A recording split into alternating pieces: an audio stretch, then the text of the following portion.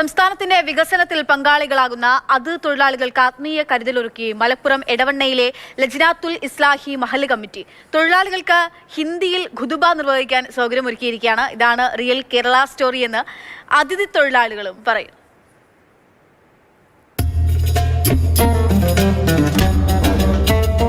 നോമ്പ് വെറും പട്ടിണിയല്ല, ആത്മീയ ഉണർവിന്റെയും പാപമോചനത്തിന്റെയും കാലമാണെന്ന സന്ദേശം ഖുതുബയിൽ ഉയർന്നു.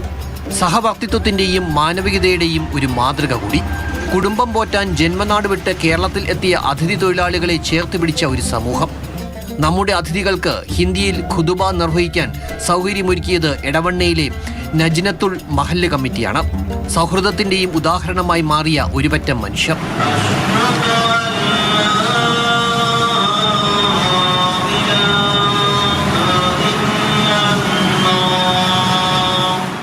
ഏകദേശം 100ഓളം വീടുകൾ ഞങ്ങൾ എല്ലാവരും അറിയിച്ചിരുന്നു. ഷെഡുകളും ഫർണിച്ചർ ഷെഡുകളും അറിയിച്ചിരുന്നു.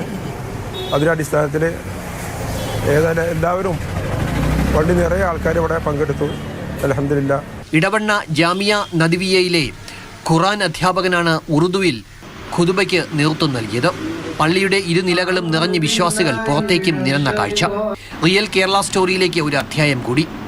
സഹവർത്തിത്വത്തിന്റെയും മാനവികതയുടെയും ഒരു കേരള മോഡൽ. മാതൃഭൂമി ന്യൂസ്, മലപ്പുറം.